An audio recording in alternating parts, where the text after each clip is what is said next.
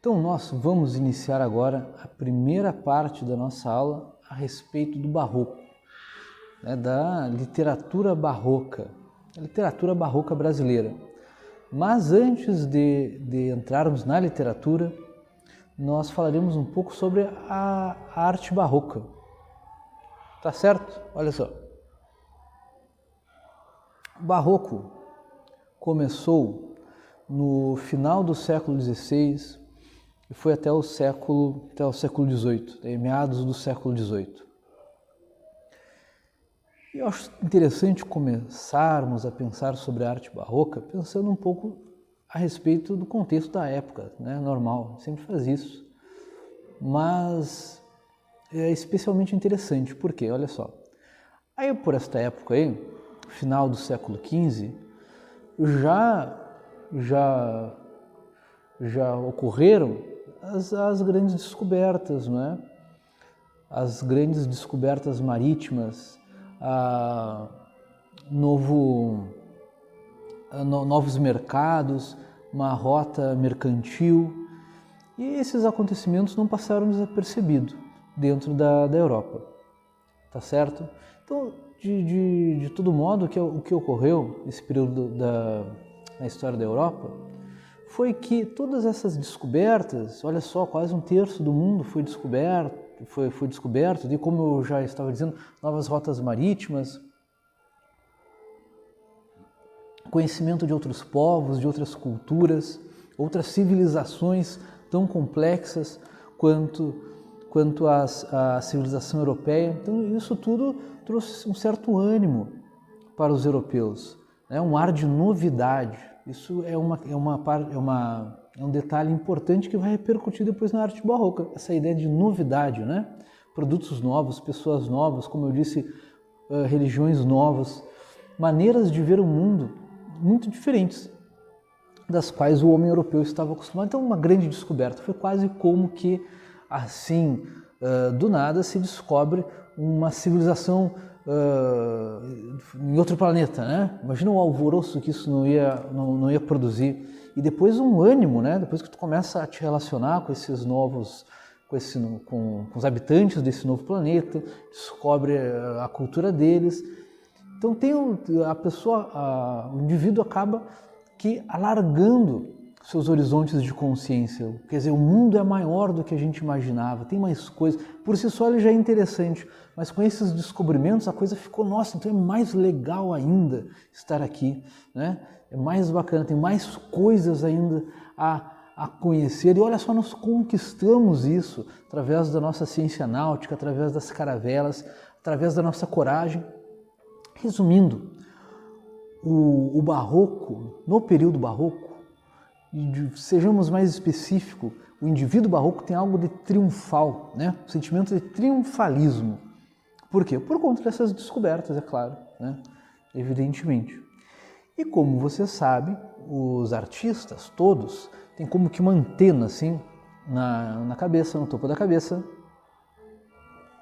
que capta a atmosfera emocional, sentimental, as ideias, aquela porção de coisas assim da cultura, as coisas superiores assim, que na maioria das vezes passam desapercebidas para nós, para o artista não. O artista capta todas aquelas coisas e acaba com muita frequência plasmando, materializando isso na sua obra de arte.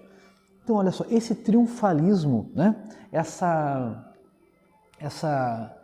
Esse espírito de grandiosidade, de magnanimidade, veja só, olha o que somos capazes, olha quão longe fomos, isso foi materializado, plasmado na arte barroca. Assim, nós percebemos, por exemplo, na arquitetura, sobretudo na arquitetura religiosa, depois a gente vai conversar mais um pouco sobre isso, essa triunfalidade, essa magnanimidade, né? E também se vê na música, vai escutar a fuga em Ré menor do Bach, né? Bach, né? Não é Bach, Bach. Vai escutar a fuga em Ré menor do Bach. É uma grandiosidade tremenda, é algo que nos eleva, que nos eleva não calmamente, mas nos toca para cima, aquela fuga do Bach. A música barroca tem esse ar triunfal também, a arte também tem as igrejas e sua ornamentação grandiosa, grandiloquente, cheia de riqueza, ouro, pedras e todas aquelas coisas que encantam os nossos olhos, né? Aquela variedade, aquela multiplicidade. E diante dessa variedade, multiplicidade, claro, uma complexidade, algo complexo, né? Aquela coisa complexa. E por quê, né? Eu não sei se vocês percebem isso. Por exemplo, na pintura barroca, refiro-me à pintura sacra. Nós nos cansamos de tanto olhar, porque são tantas coisas a se ver, né? Tantos elementos. E tem um paralelo com essa questão da novidade, né? Imagina, um mundo tão grande a se conhecer, tantas coisas para se ver. A arte barroca é assim, é uma organização quase infindável de elementos que se misturam, que se movimentam, são dinâmicas como as caravelas, descobrindo aí boa parte do planeta. Tem variados elementos como essas tantas coisas que o homem barroco acabou descobrindo. Veja só, o mundo é muito maior, temos muito mais coisas a saber. E a arte barroca, a pintura barroca, sobretudo, como que nos dá testemunho disso, com a sua grandiosidade, com a sua complexidade, com a sua quase exasperação de seres ali dentro daquela mesma composição. Essa é uma parte importante, tá? Para a gente entender o barroco. As grandes navegações, as novas rotas marítimas e este triunfalismo que reinava na alma do homem barroco. Primeira parte. A segunda parte, que nos é importante para entender a arte barroca, e depois, posteriormente, isso vai nos ajudar a compreender a literatura barroca, claro, é o seguinte, né? O barroco ele vem logo depois do Renascimento. Então, ele é um herdeiro do Renascimento. Não só um herdeiro temporal, mas um herdeiro de verdade. Herdeiro do quê? Dos avanços técnicos, sobretudo artísticos, que foram desenvolvidos no Barroco, como, por exemplo, a perspectiva, a anatomia e também a questão de luz e sombra, né? Volumetria dos seres, do espaço, tudo mais. Então, o Barroco é herdeiro de tudo isso, de todos esses avanços técnicos que no Renascimento, que a arte do Renascimento faz com que temos os nossos olhos encantados por toda aquela coisa. E o Barroco herda tudo isso. E herda, mas claro, veja só, não estava dizendo para você que na alma do homem barroco tem esse ar triunfante? Então ele pega todos esses elementos, todos esses desenvolvimentos técnicos do Renascimento, daí eu estou me referindo à pintura, à escultura, sobretudo, e dá um plus, eleva elas, né? Eleva com esse sentido de magnanimidade, de triunfalismo, desse desejo intenso por novidades, e de criar coisas novas. A arte barroca, então, é isto, né? É a técnica renascentista com esse espírito triunfal do barroco, assim como esse desejo por inovação, por criar coisas novas. Não estava vindo um monte de coisas novas do Oriente, mercadorias, especiarias, tudo novo, né? Então o artista ele também sentiu esse desejo de criar essas novidades, tá certo? Dentro dessa perspectiva da novidade e do desenvolvimento técnico que o Barroco realizou, né, com o desenvolvimento técnico, por sua vez, que herdou do Renascimento, pensemos, por exemplo, na perspectiva nas pinturas, né? Perspectiva é uma técnica, uma ciência, um conhecimento que foi se desenvolvendo durante boa parte da Idade Média, né? Ali com o Giotto, por exemplo, nós já percebemos o uso da perspectiva bastante aprimorado, só que com certeza é no Renascimento que o uso da perspectiva se elevou a um grau até então nunca visto. E temos aí diversas pinturas as quais nos surpreende por este uso da perspectiva, e que, olha só, para o homem da época era uma coisa verdadeiramente impressionante, né? Ter aquela ilusão pictórica de profundidade diante dos seus olhos era uma coisa que eles não conheciam. Então, para o homem renascentista deve ter sido um impacto. Mas daí chegou no Barroco, e o que eles fizeram? Como eu disse, desenvolveram mais ainda isto, e com aquele espírito de novidade, eles criaram uma técnica chamada quadratura. O que é esta quadratura?